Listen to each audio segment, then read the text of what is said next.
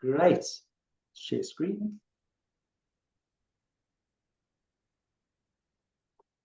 So we've done the process, lease process, and management. Want to go through the lease.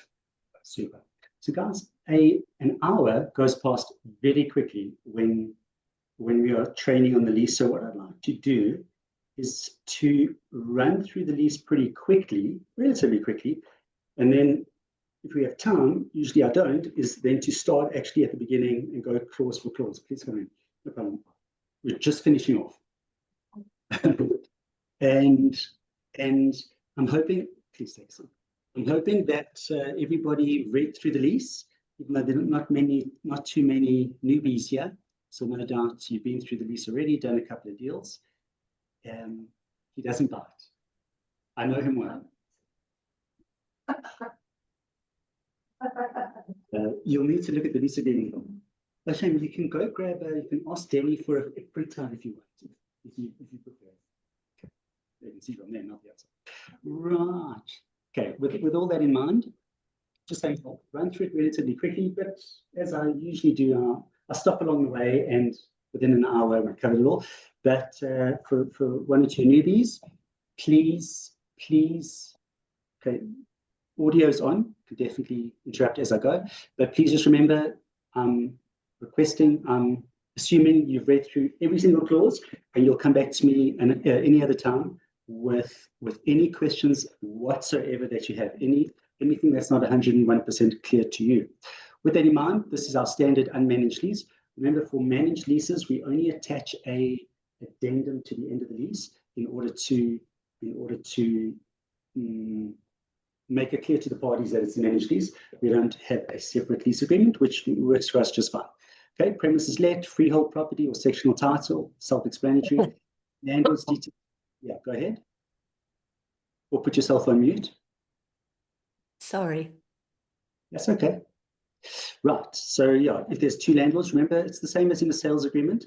If it's a company, then full name of the company here, I should make that line a bit longer, and then registration number, and then a human being always signs the lease agreement. So that will be for legal entities here, represented by whoever, their ID or passport number. Good. Same with the tenant, initial period, the rental for the initial premise period. You know, if it's 12 months and 7 days, we usually just put 12 months over here. But then, of course, what really matters is the commencement date and the termination date. Okay, rental is self-explanatory with an escalation date. The escalation is usually about 5% when clients ask us whether it's tenant or landlord, what's the norm? Typically 4 or 5%, certainly in this market. And I think, honestly, a landlord should be only too happy if a tenant, as long as the original lease is market related, they should only be really too happy with a 5% escalation. Deposit, landlord state details, domicilium, and some annexures. Okay, self-explanatory. Welcome to interrupt as I go. This is one of the most important clauses. So by way of sectional title, you're only allowed 2 occupants per bedroom. Sometimes if there's a baby, usually the baby is allowed in the parent's bedroom, which makes it 3 in a bedroom, which is not ideal. But otherwise, if it's a 2-bedroom and there's 3 teenagers and parents, they need to rent something with an extra bedroom. Otherwise complaints can come in, and it won't be pretty because the landlord will have to put tenant in breach. Tenant will have to find a place for their 12-year-old teenager. It's not pleasant, and I think the clients could come back to us and say, you might not be familiar with our body corporate rules, but you should be familiar with these things in general. And as I understand, I think it could be a South African law as far as I remember. That's 2 per bedroom, so they could come and say, listen, I didn't try source a tenant myself. I've come to the professionals, and you should have advised me accordingly. Okay. And then my personal favorite clause. And then, so state names of all property occupants. For here, you could just say, if there's, say, 2 lessees, husband and wife, nobody else, just say here, the lessees. Don't need to actually fill in their names, unless there's another couple of adults. I wouldn't put in children's names here, but all the adults staying in the premises, I think, is important. And really, one of the most important clauses, the maximum number of persons permitted. So that would be accordingly. Also really handy to have when it comes to full title, right? Full title house, you're going to have 7 people in a bedroom. So here, when the landlord comes to inspect the premises and they see that there's 16 people in a 3-bedroom house, they could say, no, that's not allowed because in the lease agreement, you're only allowed 5. Okay, really important. Various items, self-explanatory, working or not working. Please go through everything. Okay, jumping right in. Number 1, self-explanatory. Duration of lease, self-explanatory. Rental, let's go through this. So the first rental payment shall be paid by the tenant into first's account as clear funds no later than 48 hours prior to the commencement date. Of course, we never enjoy rushed leases, but occasionally we understand. From the second rental payment onwards, the rental will be payable to the landlord into the bank account set out in the information schedule.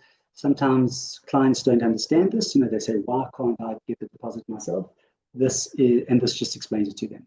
The reason for that, of course, is that it protects the tenant by us receiving the deposit, and because that is often prior to the lease being fully signed. Make sense? The rental set out in the information schedule.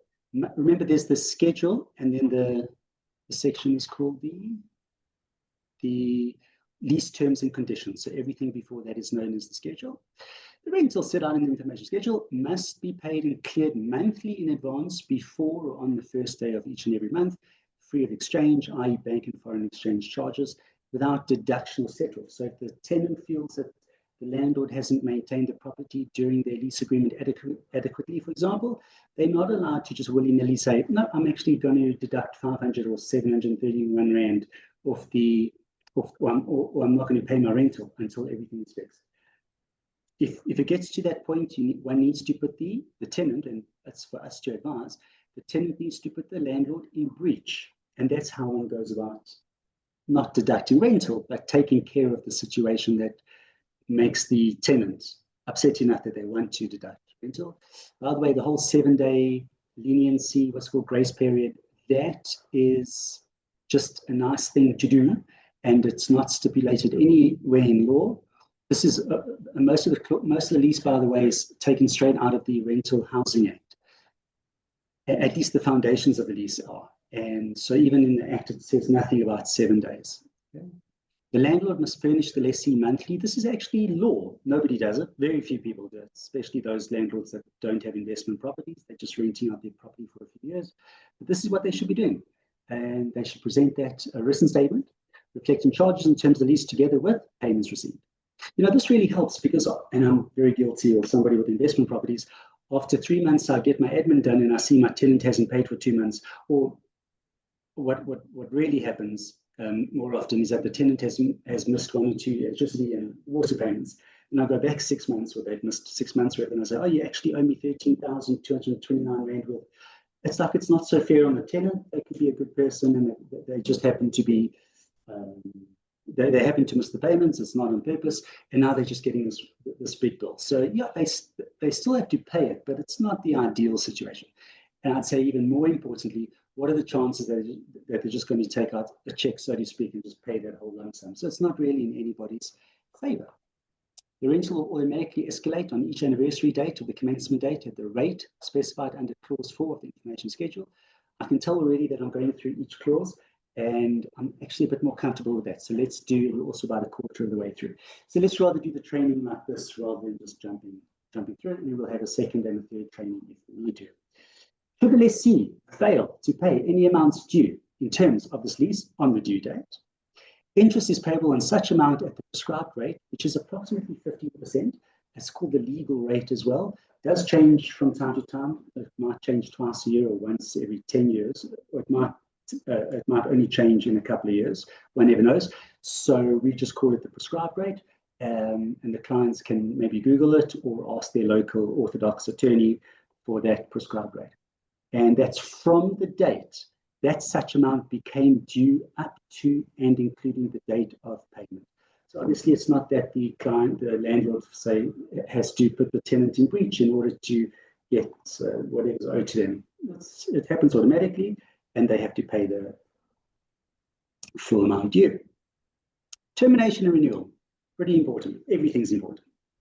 As a lease agreement approaches its termination, and if you're actually not familiar with this, it's without doubt the most bizarre law, in my opinion, in the world of leases in South Africa, and you'll see what I'm talking about. So as it approaches its termination, landlords are mandated to notify tenants about the impending termination. That's the bizarre one. This notification, stipulated by the Consumer Protection Act and the Rental Housing Act, can indicate either the termination of the lease or its continuation on a month-to-month basis or a new fixed term. I forgot, so I actually added this clause a few months back because it was so vague, not even vague. One, who would know that the following did not apply? Even though there's a termination date and an occupation date in a lease agreement, that termination date doesn't actually apply unless the parties agree to it, at least unless the landlord agrees to it. The lease actually continues on a month-to-month basis unless that termination date is confirmed. So we put this in. In the event that both parties fail to address the conclusion, the lease automatically transitions. I don't know if both parties fail. I must actually look at this because I think so long as the landlord confirms that they don't want to continue, so long as the landlord does that, even if the tenant doesn't reply with, okay, thank you. The landlord has given their notice. I'm sure that's enough.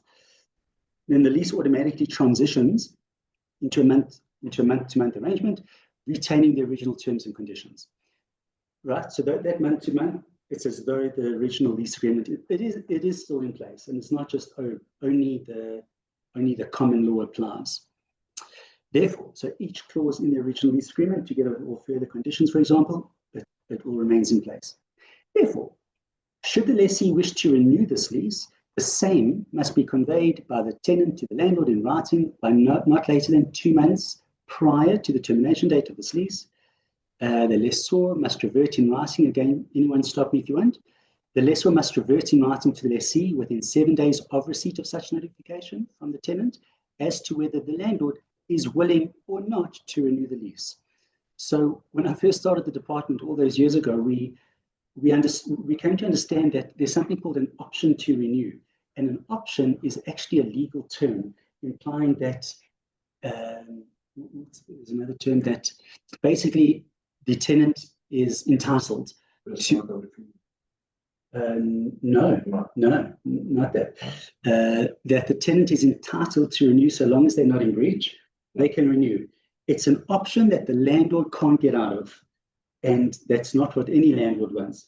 Even if the tenant is paying on time, for example, and is otherwise a good tenant, if they just irritate the landlord, or if the landlord just wishes to move back into their premises, landlord can say, sorry, Mr. Tenant, I don't want you anymore, or I love having you and I wouldn't mind you having you any longer, but I wish to find a new tenant, move back into the premises, or I'm looking to sell my premises, whatever it may be. And therefore, the landlord is entitled to not exercise their right to renew. So the word option is specifically not used. Okay. Should the landlord not revert, then the lease shall automatically transition into a month-to-month arrangement. This is all wrong, the numbering is wrong here. This is why we're doing this. We're going to have to send out a third lease agreement. Danny sent out to this, whatever, I'll remember it. Retaining the original terms and conditions. In the event of a continuation of this lease, or in the event of such parties continuing to occupy the premises, a leasing commission as per clause 20.3 further down of this lease will become due and payable by the landlord to first on the commencement date of the renewal or extension, or in the event of continued occupation monthly. So first is entitled to our commission monthly if so long as the tenant remains in the property, whether there's new agreement signed or not. And if it's a month-to-month, we are entitled to actually collect our commission monthly. The landlord authorizes first to assist with the renewal of the lease agreement. So we've changed this over the years, and this is the best wording to keep everybody happy, because sometimes landlords insist that they want to do it themselves. So instead of saying here, the First Realty shall conclude the renewal, we've said it like that. So it's like where the lessor It's almost like where the lessor wishes. It's not exactly how we kept it recently, but where the lessor wishes, they may employ us to conclude the lease. Deposit. The lessee, the tenant, shall pay the deposit amount set out in the lease information schedule into our trust account within 3 business days of the lessee signing this lease. Any longer than that, and everybody's just kept on a hook. Okay. The deposit and first month's rental must reflect in our trust account as clear funds before occupation may be given to the tenant. On or before the commencement date, first shall be authorized to pay the balance due to the landlord if there is a balance, and there usually is, right? It's usually 1 month's rental, but excluding, we deduct our VAT portion of the rental. Not sure if I've been through that with you. Story for another time or later. And if you're not familiar with that, have a look at the statement of account. Otherwise, I'll explain it to you privately. While we deduct the VAT portion of the deposit. And that's from monies received from the tenant after deducting first commission due. But of course, that's the full commission as well as the VAT. The landlord, by the way, then obviously has to top up the deposit with the VAT portion that was deducted and keep that deposit, as we were about to say here, in an interest-bearing account for the tenant's benefit. The interest, and that is law. The interest that accrues to the deposit shall not be less than the rate applicable to a savings account at a financial institution. So it's not a lot of money. It's typically 2 or 3% for like a 6,000 Rand deposit, that kind of money. You go up to 120,000 Rand deposit, we start getting into higher percentage rates. The deposit, including interest thereon, will be refunded to the tenant in accordance with the terms of this lease and the Rental Housing Act. Nothing contained in this clause will be deemed to limit in any manner the amount which the landlord may be entitled to recover from the lessee. If you think about it, right? You've got a nice 3-bedroom apartment, say it's worth 14,000 Rand a month, it's a bit of an old unit. A tenant in half a day can do 25,000 Rand damage. So that's why that clause is there. Okay. Even a double deposit for a 6 million Rand cluster in Wilgehiel. Do you cover Wilgehiel? Yeah. I don't think there are properties of that nature. So, you know, in 6 weeks, a tenant or 3 babies in the property can easily do 200,000 damage. So it's an important clause.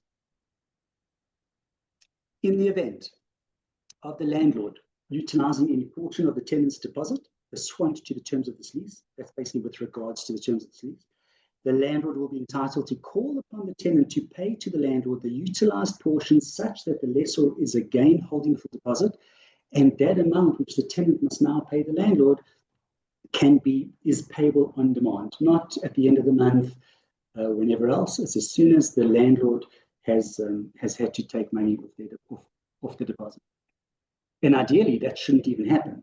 The landlord should actually send an invoice to the tenant with damages that the tenant has created to say, these damages are for your account, kindly pay.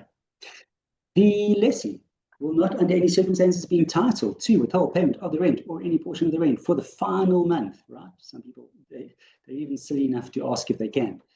And any other amounts outstanding in terms of this lease, and to set off such amounts against any deposit which the lessee may have paid in terms of this lease. In the event of failure by the tenant to comply with 3.1 and 5.1, 3.1 was about the rental being paid on time on the first of the month, 5.1 was about the deposit being paid.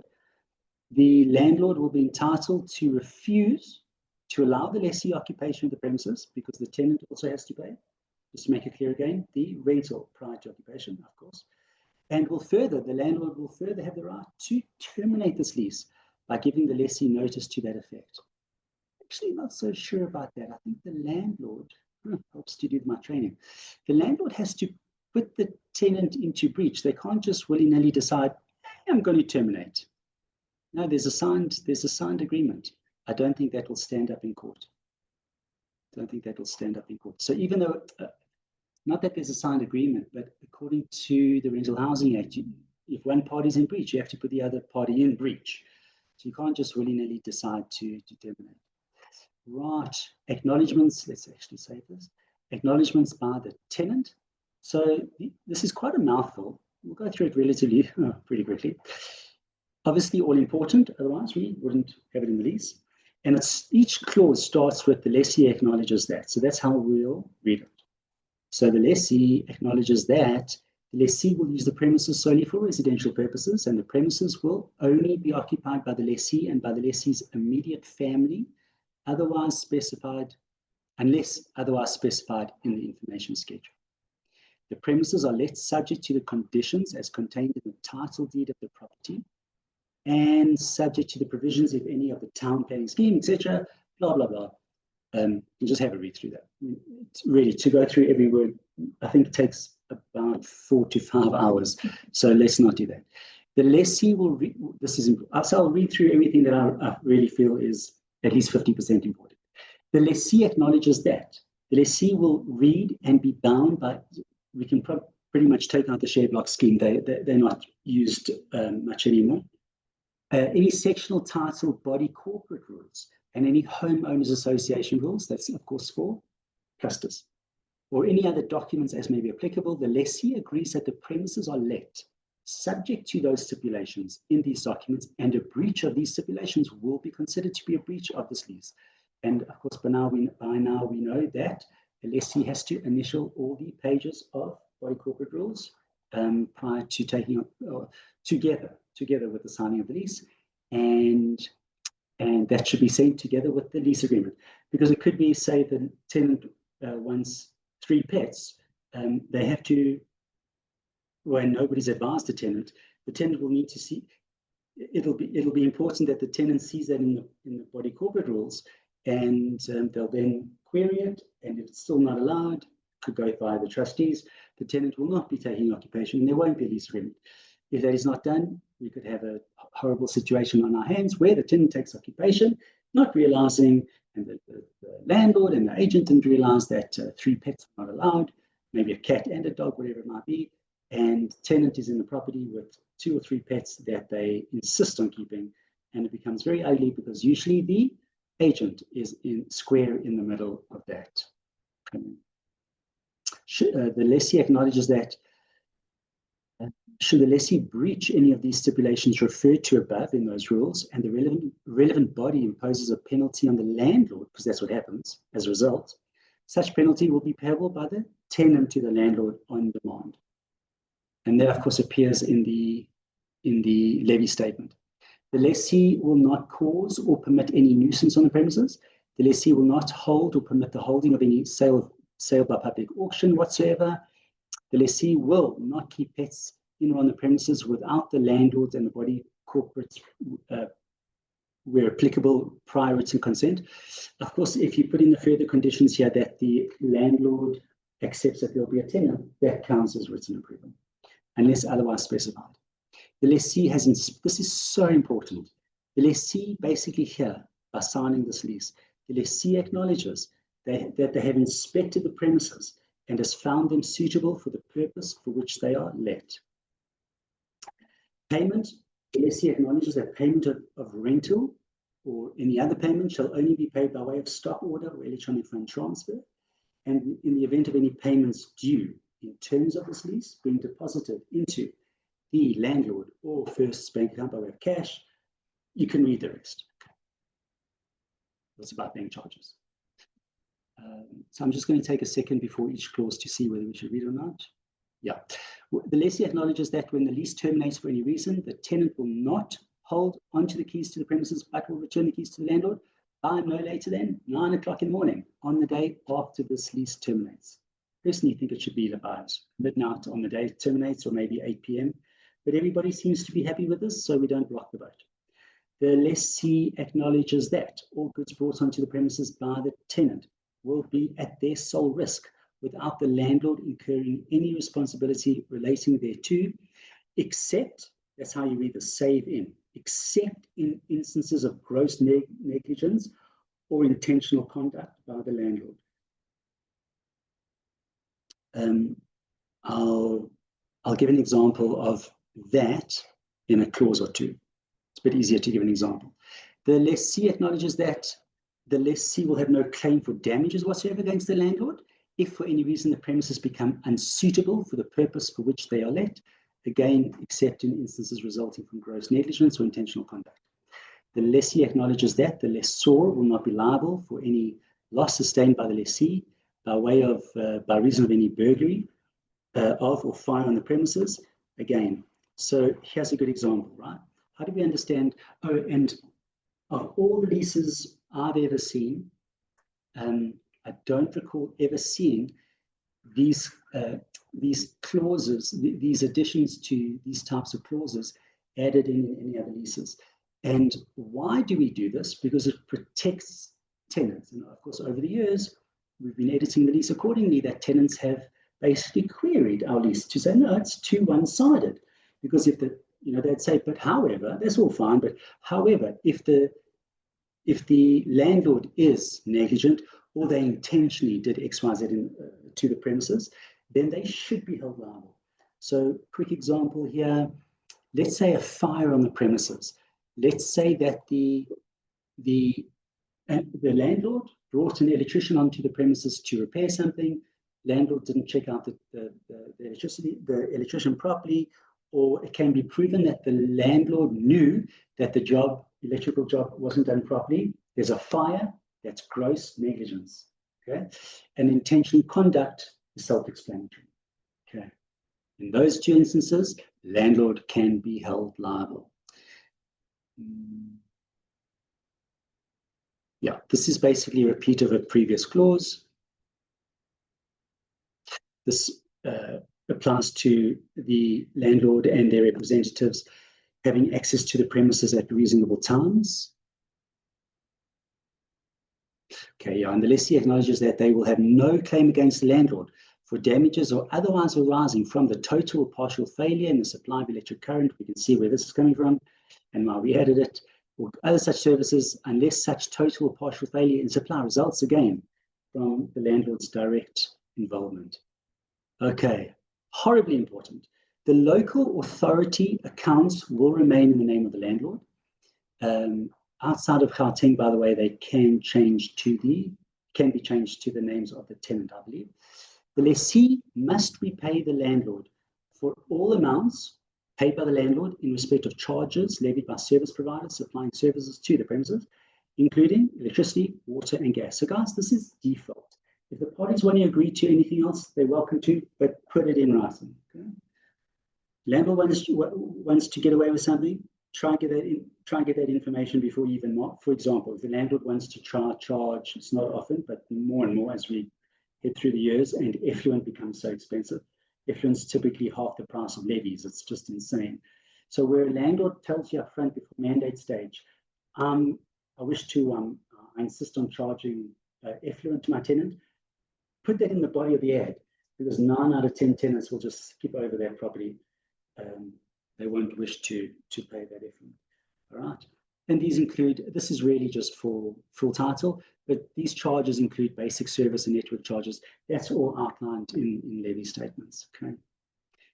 By the way, I have a gas charge in one of my units in Craighall Park, and I was just paying my levies yesterday. Yes, I do leave it till the last minute, and sometimes I leave it a day late, and get these horrible charges, penalties. So stupid, such a waste of money. The point is, the gas charge is a fixed charge for me. So I actually see it as more of a tax, because that gas charge, it's more of a levy rather. Taxes go to the government, because I'll have that gas charge even if the premises are unoccupied.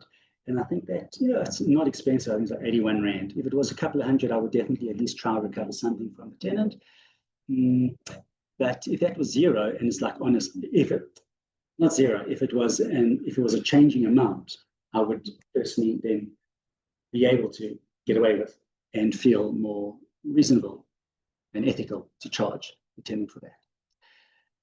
Right, the landlord will be liable to pay the rates and taxes, body corporate or homeowners levies, and sewage and refuse removal charges. I should actually add the word effluent to that, because usually the word is usually effluent. Again, except for those charges payable by the tenant as stipulated above. Okay, the lessee will be liable for the cost of installation. So if the tenant wishes to go ahead and install telephone and fiber lines, that is for their account. And it needs to be done with the landlord's knowledge, and preferably the landlord should inspect the work done as well, for obvious reasons, right? Okay. And of course, where do we say it here? Of course, I don't remember where it says it, but of course the monthly charges for fiber or telephone remain with the tenant. Okay, same with the alarm system, have a read through it, and could read through 7.6 as well. A lot of it is straightforward. I don't think you guys need me to read through it. But again, please, I promise you, I'll be only too happy to answer any queries, questions, be they silly or advanced, professional or otherwise, professional, in respect to the lease, because it'll tell me that, and I'll sleep better at night knowing that fewer mistakes will be made. Okay, so please shoot any questions to me. Defects in return of deposit. Okay, this gets a little bit confusing, but if I recall correctly, I think a few weeks ago we made a few changes to this because from having our management department in place, we just got we've adjusted it to fit any management contract. Anyway, the premises shall be deemed at the commencement of the lease. And this is one of the most important clauses in the lease. The tenant needs to acknowledge that, right? If the tenant moves in and the place is not in a good order and condition, they need to say so. They cannot wait for this at the end of the lease for this situation and say, no, Mr. Landlord, you can't hold back part of my deposit because when I took occupation, the premises weren't in this and this condition. No, the fact that you signed the lease, you took occupation, you didn't say anything, means that you held the property to be in good order and condition, right? Except to the extent that it is not so, and then it must be recorded in the pre-inspection list. Oh yeah, I changed defect list to pre-inspection list, yeah. Amongst maybe one or two other things.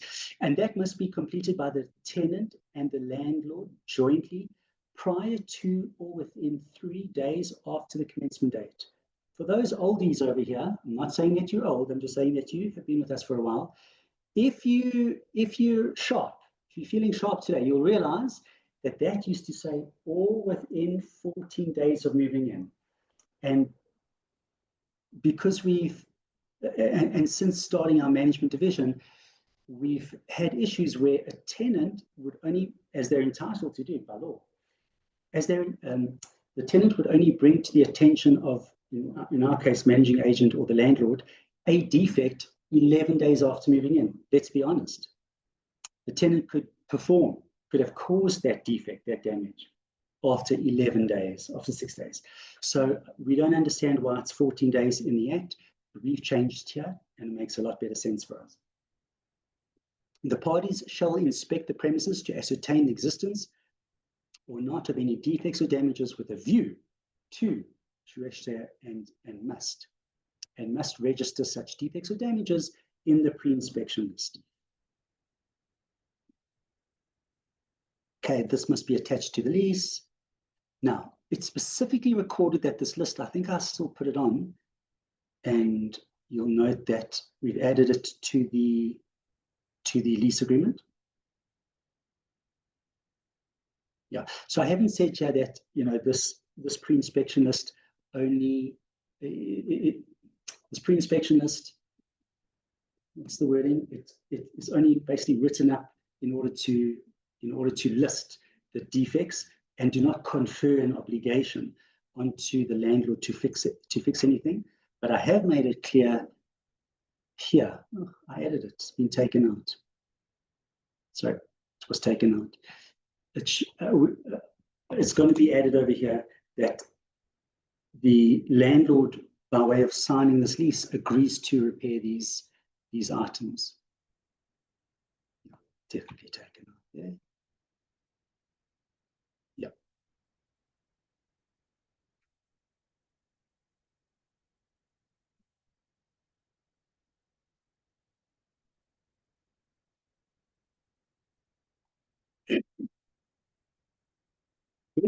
And then, okay, sorry, it looks like, yeah, I put it over here, but not a bad habit to put it in the annexure as well.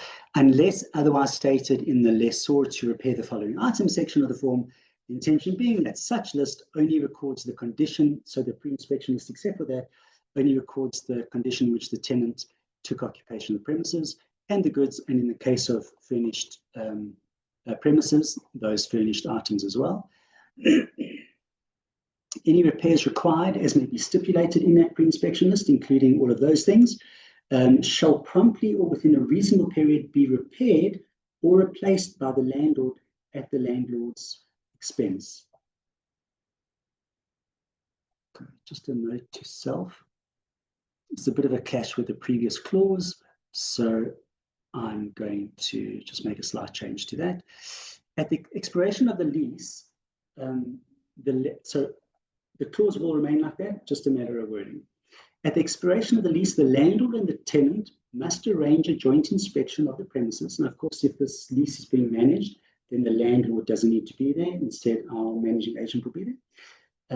So they must arrange a joint inspection of the premises at a mutually convenient time to ascertain any damage. Okay? On the expiration of the lease, the landlord applies the deposit, all that business.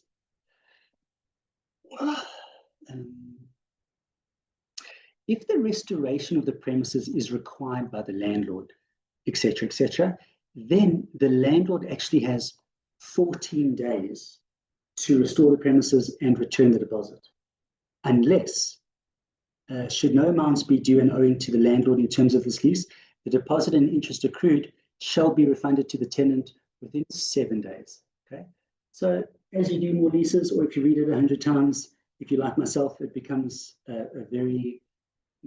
much more, you become much more familiar with the 14 days, with the 3 days of inspection, and you can rattle off the answers when somebody asks you.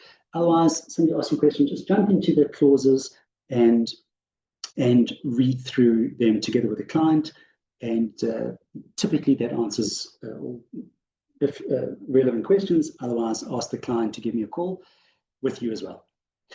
Failure by the landlord. So important, because often when leases are not managed, this is what happens. I myself as a landlord, I don't think I've ever done a pre-inspection.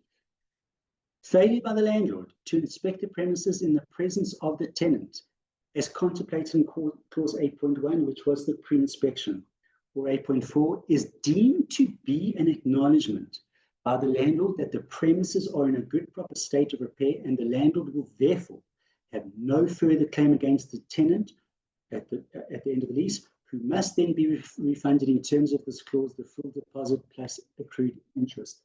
Any questions on that? Cool. Should the tenant fail to respond to the landlord's request for an inspection, then the landlord must, on the expiration of this lease, inspect the premises within 7 days from such expiration, in order to assess any damages or loss which occurred during the period of occupation. And the landlord may, without detracting from any other right or remedy of the landlord, of themselves, to deduct from the tenant's deposit and interest the reasonable cost of repairing damages to the premises and the cost of replacing lost keys.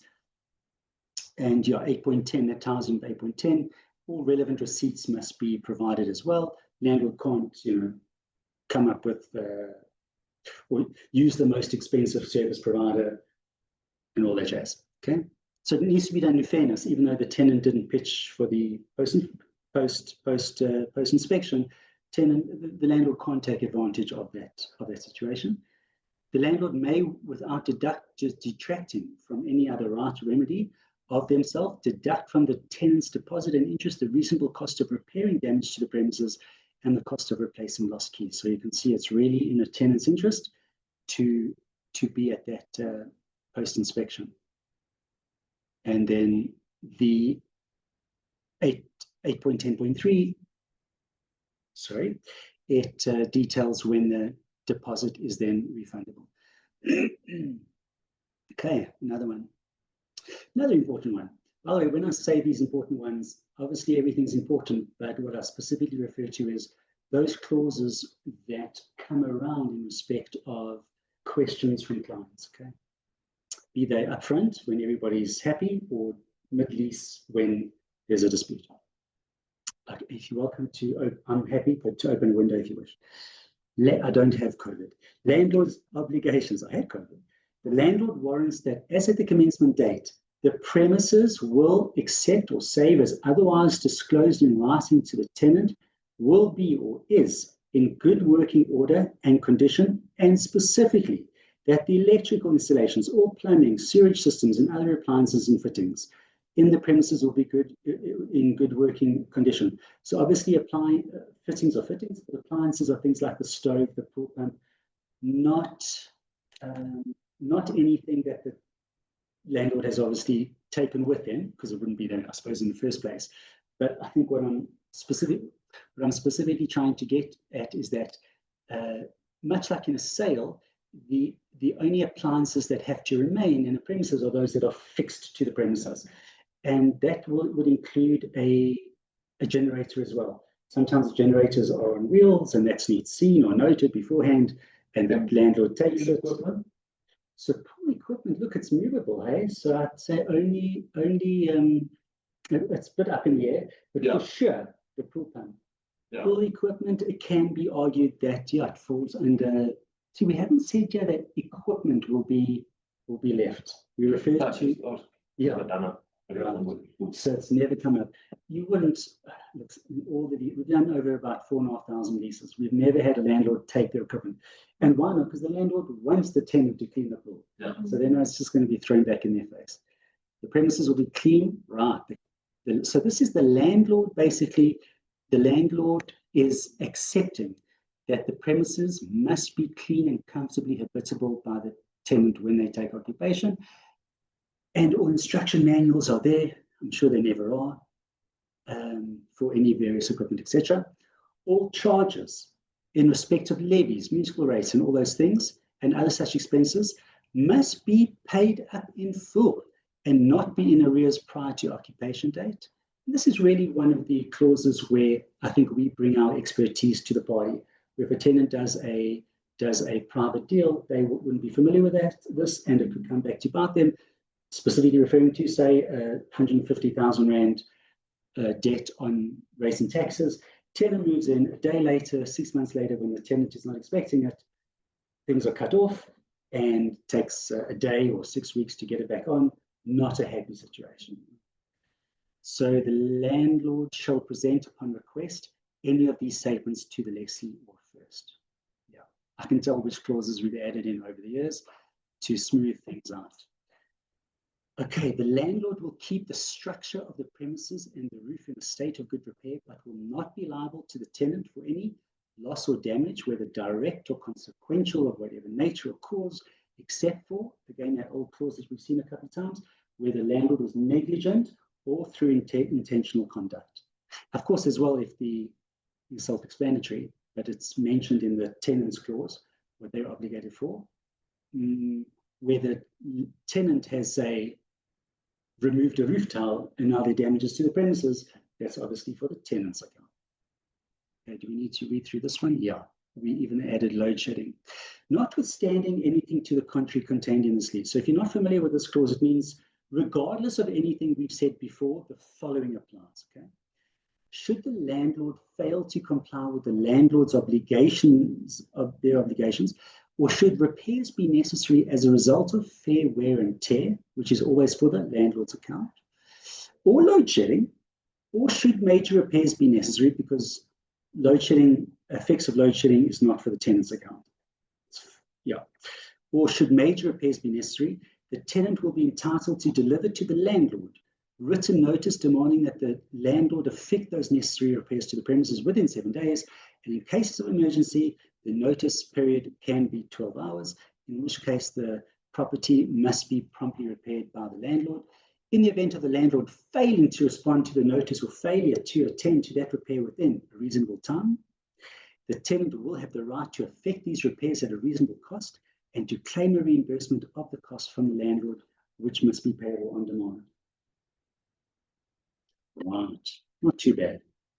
I honestly feel that our lease agreements, if it isn't the top, it's one of the fairest on both sides lease agreements out there. And it's been seen by at least 100 attorneys over the years. And the attorneys love to make changes, but we're often quick to shoot back reasons why we feel that our clauses are in there when attorneys try and side with their client. Okay, so just as the landlord had obligations, now the tenant also has obligations. So the tenant has to maintain and care for the premises during the duration of the lease, and at the termination date will deliver the premises to the landlord in the same good order and condition as at the commencement date. So if there was green graffiti on the wall when they moved in, they need to note it in the pre-inspection, and they are entitled to give the premises back with the graffiti on the wall. But fair wear and tear is accepted from that situation. So the idea there is that the landlord needs to regard that the premises will be in a state of, not repair, will be in a state, the landlord needs to accept that the premises will be given to them in a state that had they lived in the premises for that amount of time, it would now look. That's what we mean there. Notwithstanding the above general clause, the lessee specifically undertakes to, where applicable, there we go, keep and maintain all gutters, sewage pipes, and drains on the premises. Obstruction and blockage. So 1 second. And that only applies regards to free title, of course. Otherwise, it's for the maintenance team of the body corporate to take care of. Please, Mr. David, Mock 074478 Gomata. Go for it. Hi, how's it, everyone? Yeah, regarding first as the because there's a property that I've just rented out. It's a furnished property, right? And then we are going to be managing it. What is the role of the management department in this instance where the property is rented and it has to be well looked after? Where does the management department come in? What is their role? Their role is literally great question, is to literally do whatever the landlord is obligated to do according to the lease. We do it instead. I know it's a very short answer, but it's no more and no less than that. So the tenant had to pay the landlord, they pay us instead. The landlord has to pay their rates and taxes, we pay that instead. The landlord needs to fix something, say a pool pump, okay, expanding on the answer, needs to fix a pool pump that has now broken as a reason because of fair wear and tear, just like the landlord would have to fix it, we go ahead and fix it. Sort of to ask a follow-up question, Ephraim, if you don't mind. Does that apply to maybe, let's say, eviction in the case where there's a breach of the lease? So, great question. I need to have another look at our contract that we signed between ourselves and the landlord. I think we say that to a certain point, I'm recalling now, we are obligated to a certain point to take care of that eviction, but at a particular point, which I'm happy to come back to you on, a landlord will know that because it does outline it in the contract. At a certain point, I think when it's handed over to the attorneys, most likely, at that point, our obligation is over.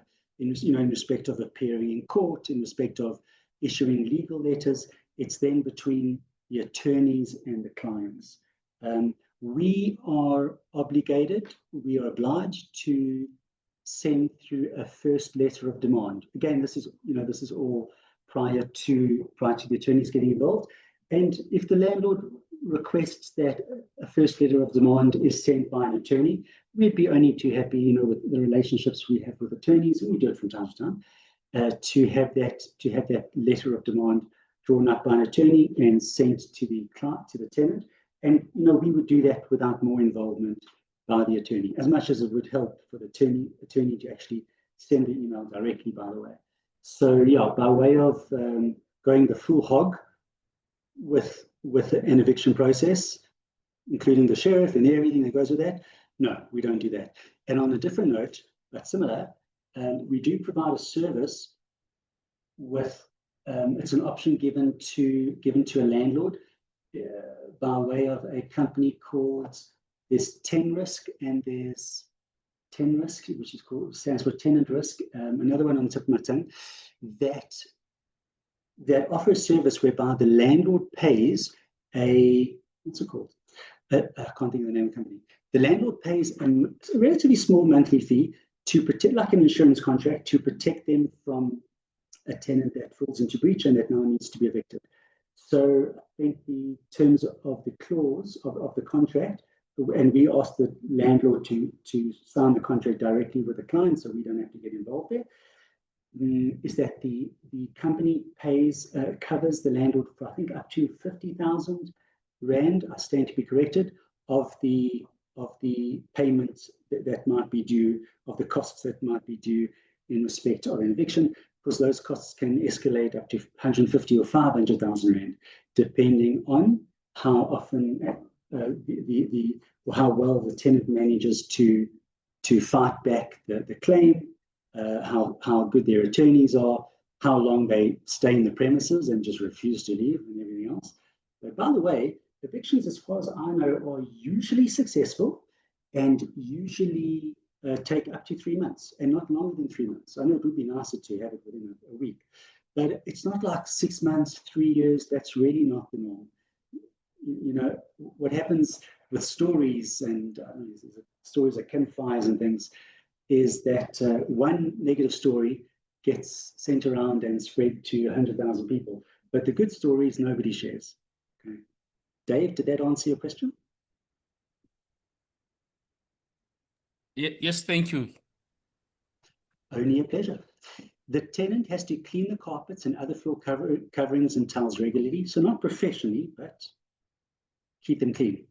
It being understood that such items will be replaced completely at the expense of the tenant should they be damaged beyond reasonable wear and tear.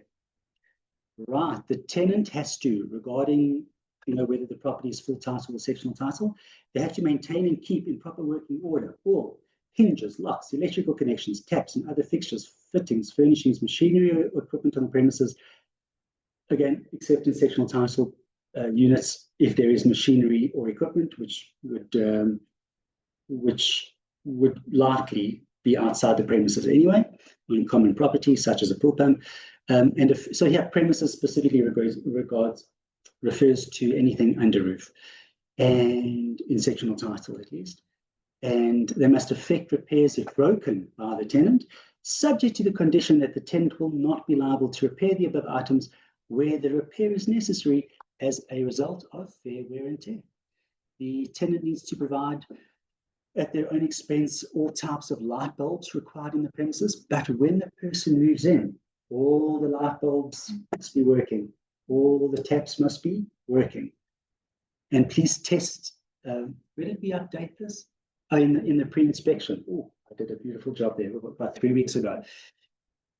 Maybe it's arrogant to say that, but it's a beautiful job. Let's be honest, people. Right?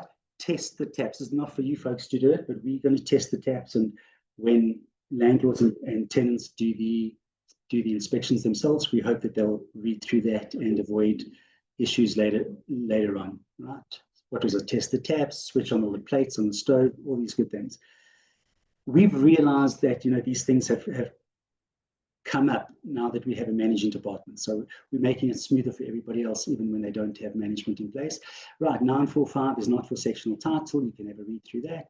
We'll try and get to the end of 9, depending on if everybody can spare the time. Go a bit late, so we can finish 9.45 if everybody can spare the time. Right, that was that. Maintain the swimming pool. Okay, straightforward. Of course, only for full title.